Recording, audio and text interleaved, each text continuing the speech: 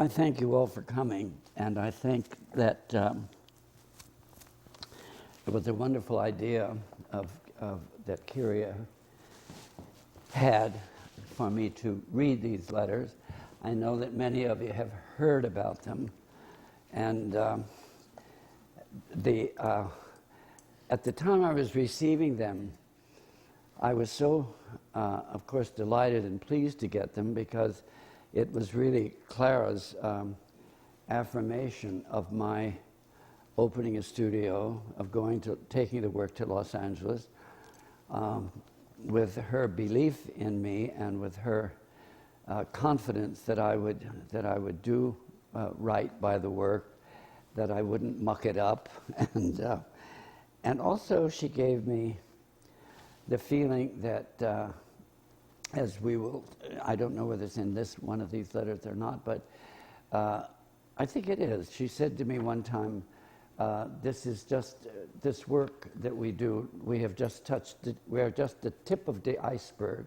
There is far to go with this work. I often say, too, that I'm not sure that Joe would have agreed with that. Joe, I love Joe. I loved him, and he was a genius and marvelous. But I don't think that Joe would like very much anything that Joe hadn't done. And I worked with several people like that. Martha Graham was like that too. I mean, these people who create the true visionaries that, like Joe certainly was, Martha was, and other people I worked with. I've spoken about Eiichi Nomura, the brilliant Japanese dancer. They were just so far above the average person in terms of what they saw or what they knew, and so that does create a certain feeling about your work. It becomes very personal. You understand what I'm saying? That it's your thing, and then in every case, also Alma Hawkins, who not very many people know about, she created the first dance department at the University of at UCLA, University of California in Los Angeles, and she had been a dance educator, not ever a dancer, but a dance educator, dance historian, and she was the first person, one before her, wonderful, I love the name, Lulu Washington, who took the idea of dance and kinesiology, or the study of the anatomy and biomechanics and whatnot, and put them together to create movement therapy, which I think is a perfectly marvelous thing, because it's on a little higher level than just physical therapy, as Jonathan knows. Well, Jonathan uses that now, the idea of movement therapy, and we do have some people who are very knowledgeable about physical therapy, but when you take physical therapy and marry it or blend it with dance, so that you have movement and the whole body is moving all at once, it just is more. It's more effective as a therapy. Once the elbow is fixed, well, then the whole body needs to be fixed. And especially with people who are dancers or athletes or people like that who need total use of their bodies. And Alma did such a wonderful job of that. And I was very fortunate to work with her. I was very fortunate to work with all of those people. And all of their work, in a sense, is reflected in mine. I was just lucky enough to be able to study, to go from one to the other of those. And I sometimes wonder, well, in my bio, I say that my higher power led me there, because when I went to New York, I knew absolutely nothing about dance or movement or anything, except from a young child. I always wanted to move, but I didn't know how. Martha, I was just led to Martha.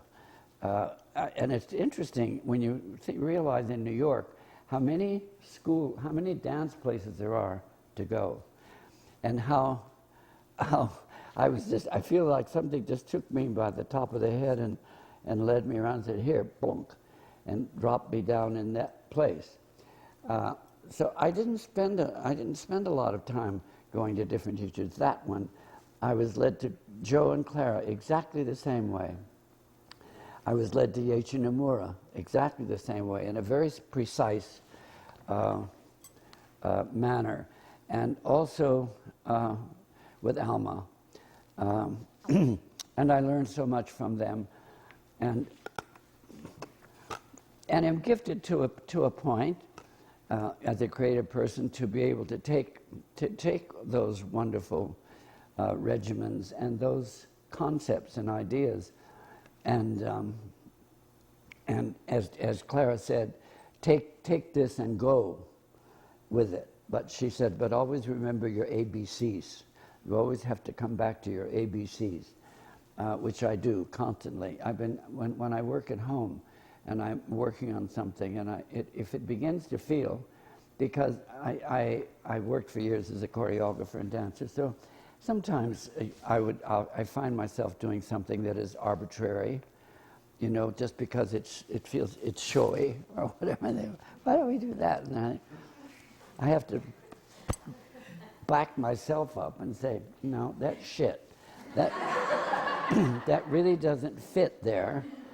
And I had a marvelous musical conductor for years, musical director, and he worked for me for several shows, and also 13 years that I choreographed Ice Capades, and he was my musical director on that. And sometimes I would get into trouble with music because if you have 120 skaters out there, and you see a certain pattern that you have in mind, and you're wheeling everybody around and trying to keep everybody from trying to keep blood off the ice by keeping everybody on their own line. And I was drinking then too, so it made it a little bit harder. And I would sometimes find myself at the end of that piece, at the end of that amount of music, you understand? And so I would try to parse the score, but it doesn't always work. So suddenly I would have these people here, and I needed 12 more counts. And I'd think, oh, Christ, now how am I going to get? So I would say to Andrew, is his name, Andrew, what can we do here? And he would say, well, I don't know. And then he would start to get back. I said, well, can't we just have a tacit, a 12-count tacit? Can't it just go da da dee da da da da da da da da da 1, 2, 3, 4, 5, 7, 8, 9, 10, 11, da da da da da da da da da da. Can't we just do that? And well, Ron, I don't know. He said, I think we might have a blivet there. And I said, a blivet? What is the blivet? And he said, a blivet is 10 pounds of shit in a 5-pound bag. So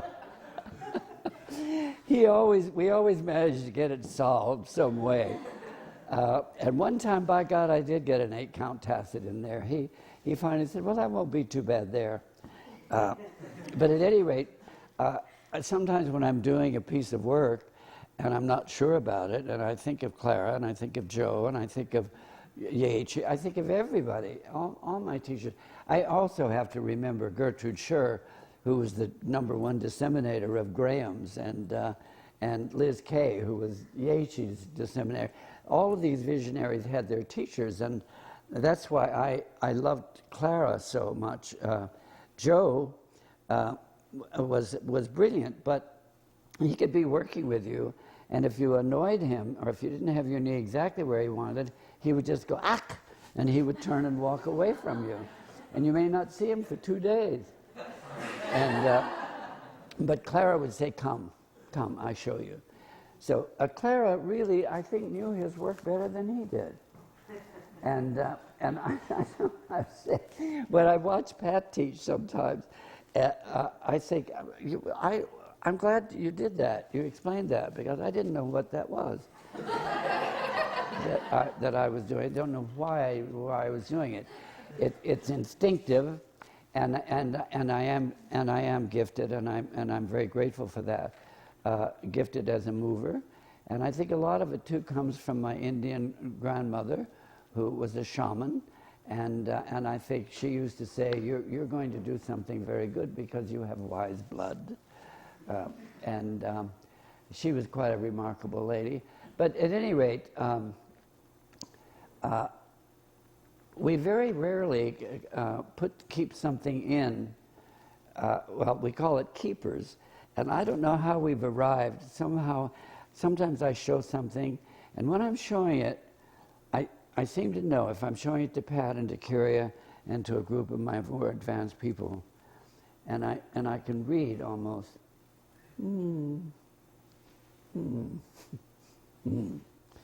Okay, we'll forget that one. And then sometimes I do something and everybody goes, "Huh." Then I say, "Oh, we got to keep her. We got to keep her here again." But I always think about Clara, and I'm sure she's watching, because sometimes I do something that even I say, "Jesus, that's good." And mostly because it feels good. It feels right to the body, the turn of the body, or the lift of the arm, or the turn of the head, or just something that brings total animation into that space, and allows me to really feel that space, and to feel that instant of joy and wonder of movement that is there's nothing in the world like it.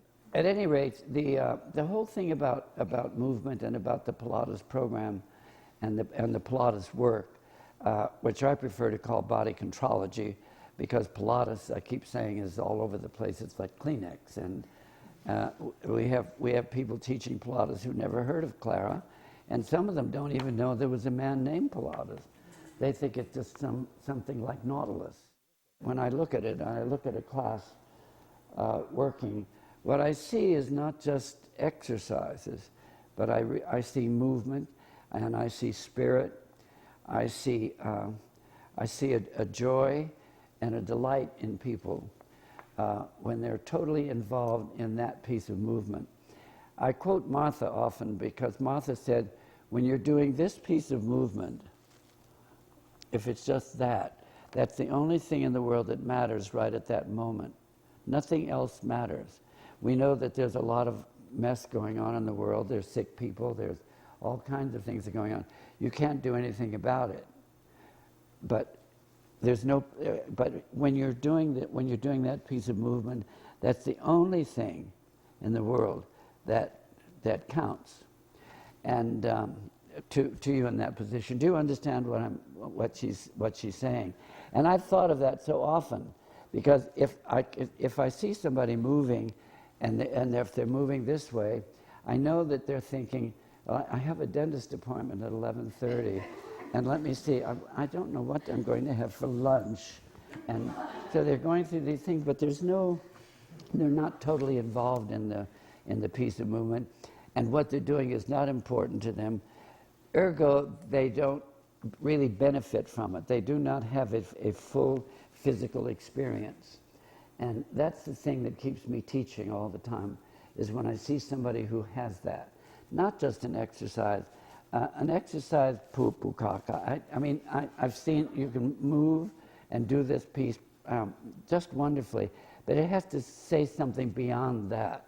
It's like a singer, you know, you can hear sometimes people singing, and they sing beautifully, but there's no soul there, so you don't really care about. My longtime friend Barbara Cook, who's a singer, teaches now at Juilliard, and she worked with opera singers, and she was a very famous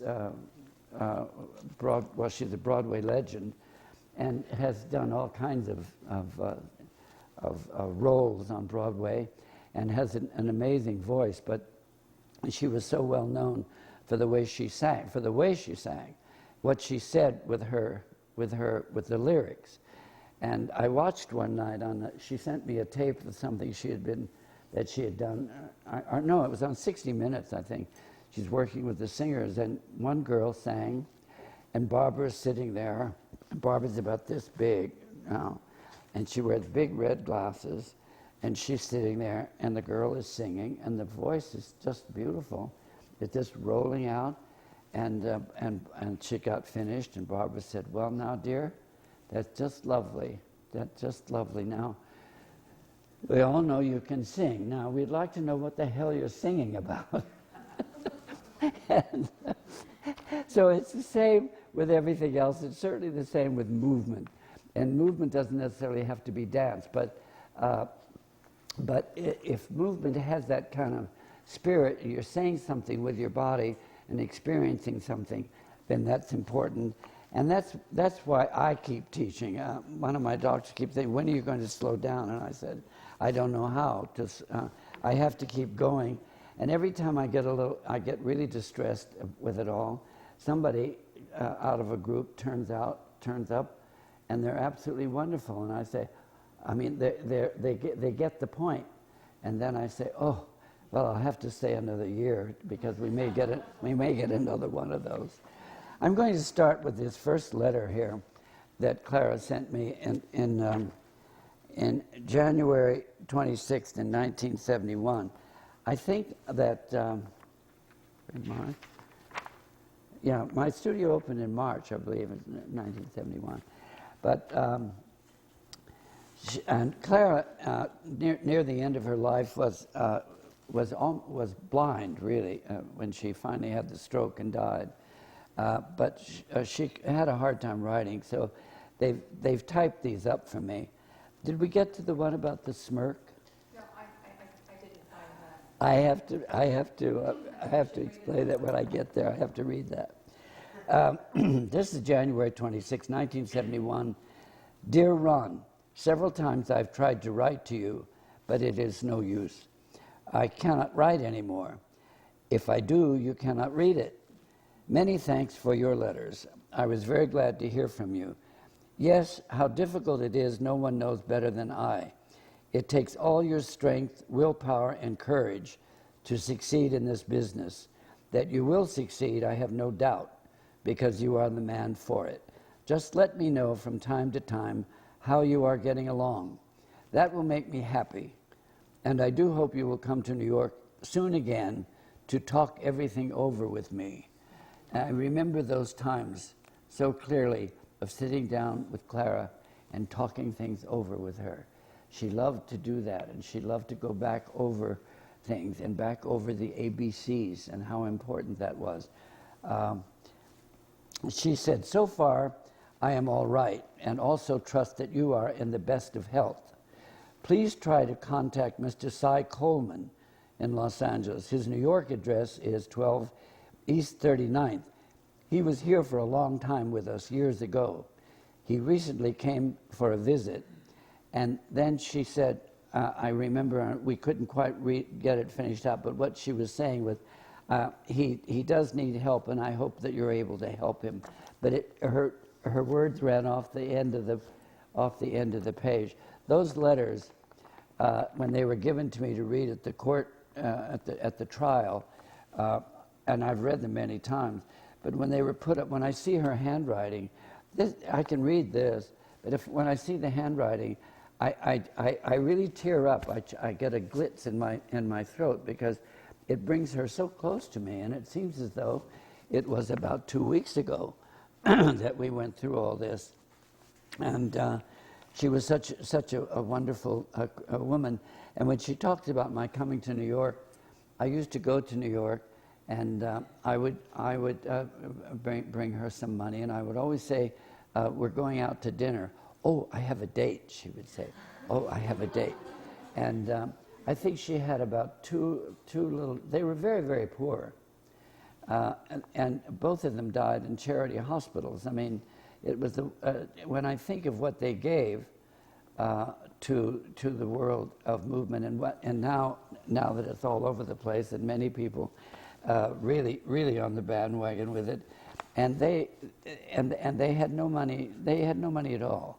It was sad. I wish I didn't have enough then to help them, but at any rate, she had 2 dresses, I remember, and they were both little. They had little rosebuds in them, and I never saw her in anything else but her nurse's uniform and her nurse's Oxfords. I never saw her on a reformer, on a piece of equipment, but she knew it inside out. And with these 2 fingers, she could do more than almost anybody I know in terms of teaching the work. But we'd go to dinner. She had a little hat, it had a little flower in it. She wore white gloves, and we would go to dinner. And she just thought that was the most wonderful thing, that you'd have to tear up to see her delight in just being taken out to dinner. You know, she said, "Oh, I have a date. I have a date." God love her. We're going to go to March 15th, 1971. This is when the studio had opened. It will be difficult for you to read this. My eyes, as you well know, I just wanted to have written it. Now, she had oftentimes had somebody else write letters for her, but what she means by this is she wanted to have written it herself. She wanted it to be personal, and she wanted to, but it's hard to translate it, but I know that's what she was saying. I wanted to have written it. Many thanks for your letter, to which I have been waiting for. Finally, you could set a date, and with all the obstacles, an earthquake on top of it. We did have an earthquake in Los Angeles in 1971, in March 1971, and it messed things up for a while, but we did get open. It needed courage on your part to start up, but Ron, you have proven to yourself you are the right man. Now go ahead. The way is clear. Joe and I will be spiritually with you. How he would love to be there. I think how I'd love for both of them to be there, and I think of how he and I would have gone around probably. I really get my imagination takes me to that, and I can see him yelling at a few of my people because, as I said, I had at the beginning a lot of the ladies who lunch, and they didn't work very hard. They came upstairs from Aida Gray's beauty salon downstairs, like Betsy Bloomingdale was one, and Princess Radziwill, and they would have a comb out and a fix downstairs, and then they would come up, and they didn't want to do the breathing at all. I think they thought that was like breaking wind, and it was not really not a nice thing to do. But they would leave the studio the same way they came in. Not a hair out of place. They didn't need to do a touch of makeup or anything, but they had a session at Ron Fletcher's, and that was what was important to them. Later on, Judith Grant said, if you're not in Ron's Rolodex, you may as well leave town. That was one of the funny ones. So she said, Ron, you've proven to yourself you are the right man. Now go ahead. How he would love to be there. Unfortunately, he went only much too early in spite of his age, which was 89. I think 89.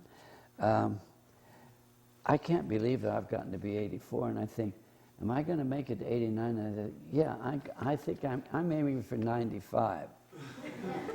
So I want you all to stay behind me. March the 20th will also open another chapter in the book of your life. I love that.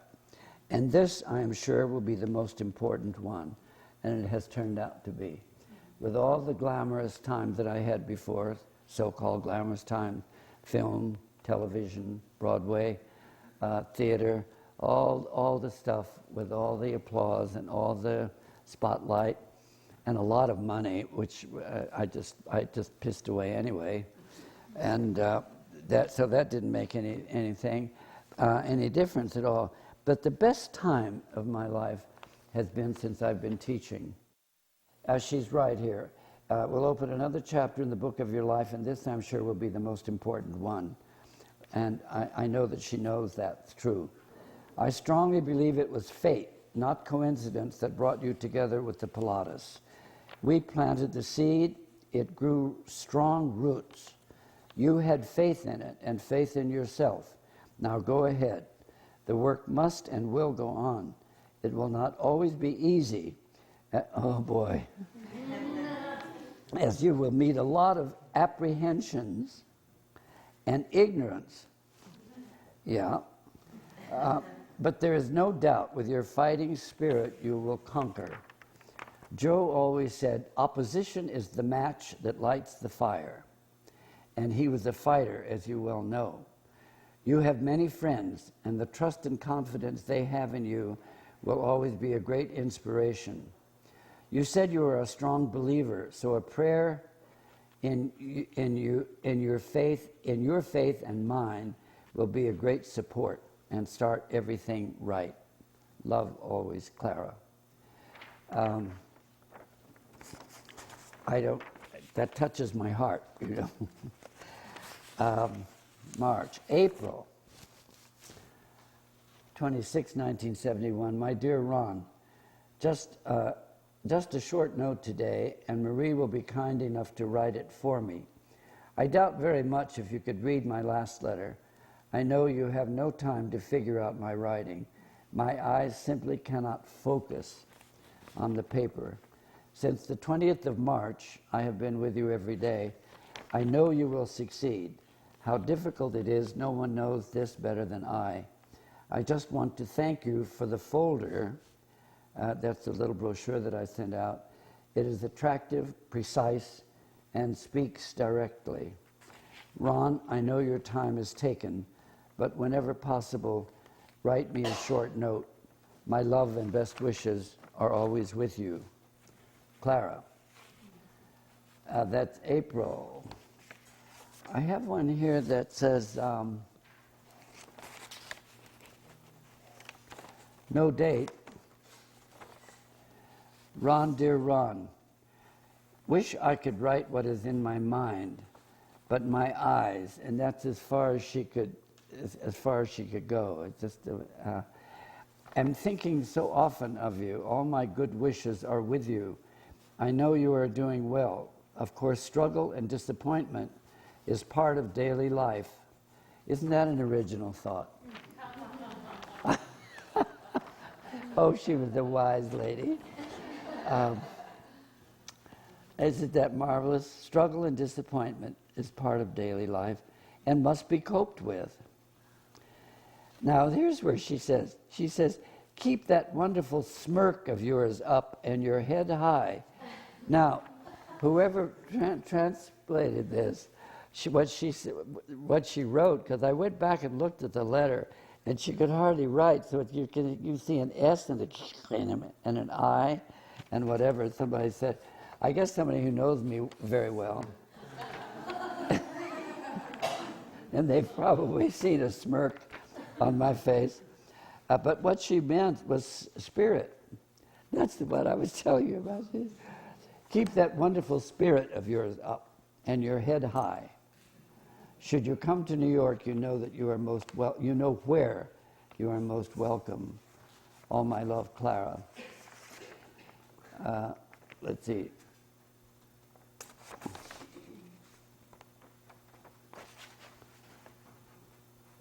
Okay, August 8th, 1971.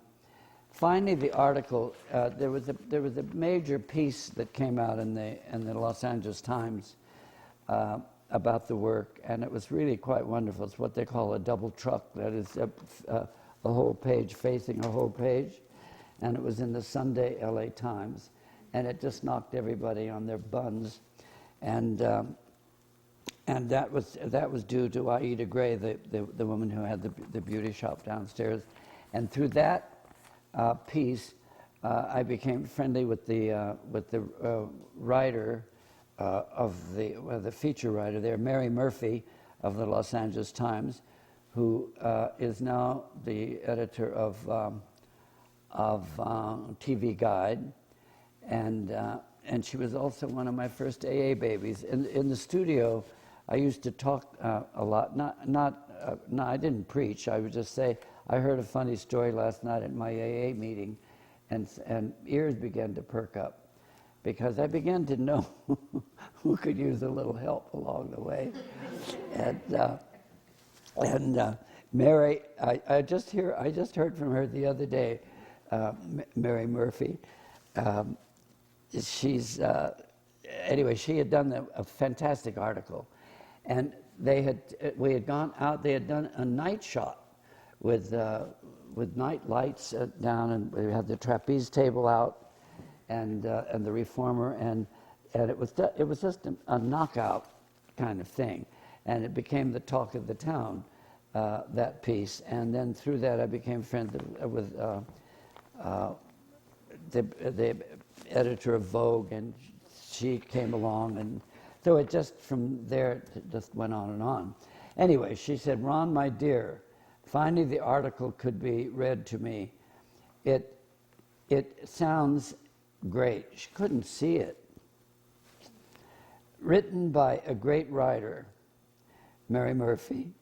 The name Pilates clearly mentioned. The title, Body Conscious Society, is wonderful. Sounds aristocratic, she said. Reminds me of my ancestors. All this is a great step ahead. More writers will come, then articles like this, and they all will pay off. The work will be hard and somewhat nerve-wracking. They said here nerve-wracking. Well, both are nerve-wracking and wrecking. I love Manitou. That's true. God knows. It needs courage, but Ron, I know you have it. Sorry, Ron, to stress your patience again. This is what ached me so from her letters. She's apologizing for me for having to try to read the letters from this divine woman who gave me more than I could ever express or think about. I remember my days with her. I said in my bio, I got drunk. I got drunk. Yeah, I got drunk. I got sober in 1967, and that was my therapy. An AA meeting every day, and I had at least 2 or 3 hours with Clara every day.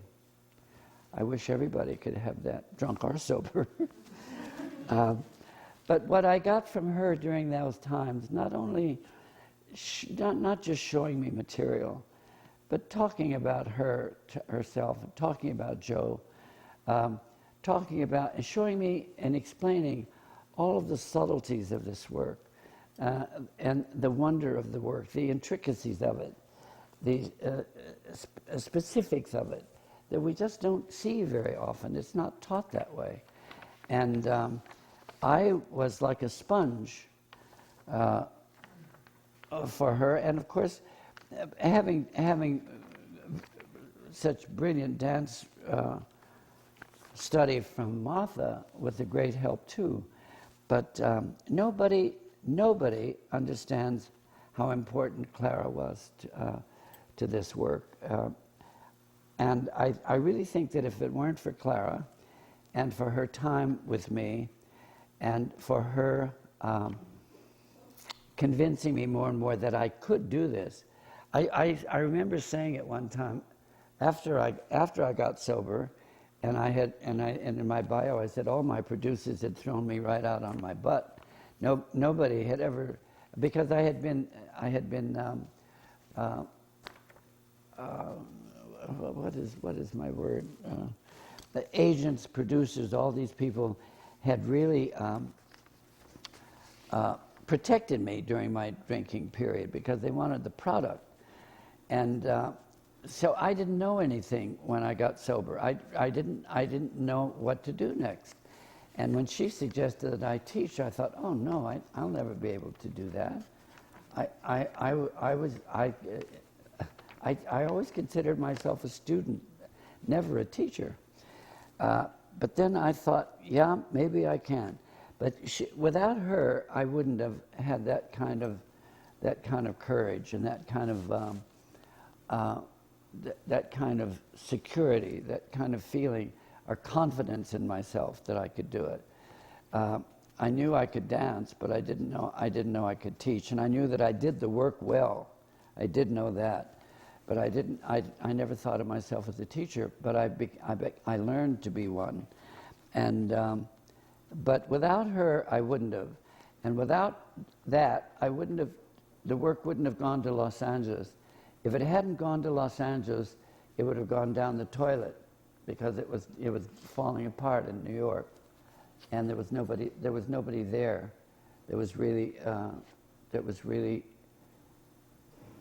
running the program correctly, running the building correctly. At one point, it was locked. I remember when people wrote and told me they went to get in and they couldn't get in the building because, I don't know, the rent wasn't paid and they're locked. I just share this because I just suddenly remember that. And people have said to me, do you know, if you hadn't given it, what we did in California was to give it a renaissance, really. We gave it a rebirth, and in California, nobody had ever heard of it. So when I talk about, I opened a studio and I called it the Ron Fletcher Studio for Body Contrology, because more people knew my name than knew Pilates at that time in Los Angeles, because of work that I had done out there. So without her telling me these things, we wouldn't, I don't think we'd have Pilates. Or we'd have little pissy pieces. Well, we have a lot of pissy pieces, that's for sure. But it wouldn't have retained the wonder for those few people who really do understand it and who want it to be something wonderful. Let me see, I love this part. Struggle and disappointment is part of daily life and must be coped with, but keep that wonderful smirk of yours. Remember this. If you get that smirk, you know what it's about. February 8, 1972. Ron, dear Ron, just a line to thank you for your letter, which assures me that everything is all right with you. You are well, that's the most important. Have I read this? The studio is going fine. That makes me happy. Hard work and many hours, do I know that? Now she said, now we have Hugh in there. I don't know what that means, but I would have to see the original letter. Do I know that, Hugh? There's no Hugh. Probably No one wants to work. Oh yes, I had written to her about my problems with my studio grew so fast. One day, as I've talked about, I was sitting there in my rocking chair, shaking my foot, and waiting for the people to come, and nobody came. Nobody came, and nobody came, and nobody came. And then one day, well, in my bio, somebody came up the stairs, and then it seemed to me that all of a sudden there were too many. Anyway, when it started to grow, it really started to grow. And people were just coming in and coming in and coming in, many of them just out of curiosity. And I know that many of them came because it was a thing to do. It got to be a la mode. And that's when Judith Krantz wrote and said, if you're not in Ron Fletcher's Rolodex, you may as well leave town. It was like they used to talk about A parties and B parties and C parties and whatever. Well, the A+ parties were at the studio, always filled with people. At one point, we had a waiting list of 200 people. But for a period of time there, when it was really growing, and there was just me, I did get somebody to answer the phone, and that was, and the rest of them, I don't know how I dealt with all those people, till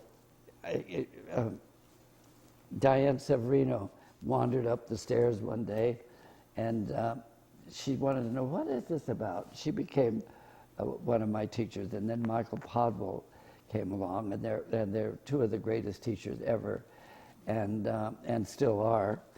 But I go back to this here for a second. I would try to get people to come and learn the work, but their first thing was, how much an hour? And I know that still exists to a degree, but I remember when I started to study, I just wanted to study. I just wanted to know that. So I had a very hard time until I found, until Michael and Diane came along, and then other people began to study and to learn. But this, what she's talking about right here, I remember very well, that I couldn't find help. And she said, no one wants to work. Same trouble here. My eyes trouble me badly, as you can see from this letter, and it is getting worse. Ron, your letter made me very happy because it arrived on my 89th birthday, and it was shortly after that she had the stroke. Friends made the day very pleasant. I had some gifts and some cards. The corporation, there was a corporation who had taken it over, a group of lawyers who didn't want it to end because they wanted it for their own purposes. So they were kind of underwriting the whole thing. And I was asked to stay and run it, and I didn't want to stay in New York. And Eve Gentry was asked, and she was going to somewhere else. And so that's when Romana took over the studio, but it didn't work out very well. Anyway, she said, so the corporation, so I am marching into my 90th. A woman should not get that old.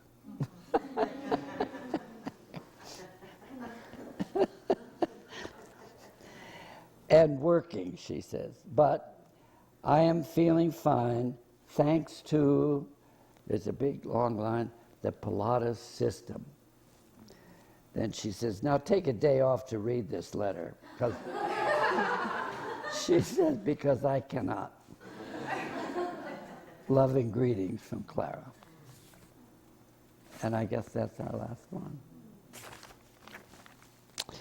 So there it is, folks. I can't tell you how much those mean to me and have meant to us. I mean, to our whole company as it's grown and as it's spread. To me, I'm so grateful for them because it's a constant affirmation for me, and especially when I read that she says, you're the man for this, take it and go with it, but always remember your ABCs. And so I do. I feel as though I have a tremendous obligation and a responsibility to Joe and to Clara, to keep the work, to keep the concept and the philosophies of the work, but to let it have air and to let it have breath and to let it have life and to let it continue to grow. This will be my last line. Let's get the most we can out of every second, every moment of every day, and really try to enjoy it and share. Sharing is a good thing, and nobody knows that better than I. That's been the biggest discovery of my life, of being able to share the wonder of movement with people and to see that happen, to teach and to love as much as we can. And not being judgmental. I'm giving you all of my bad qualities. Anyway, thank you for coming. God bless.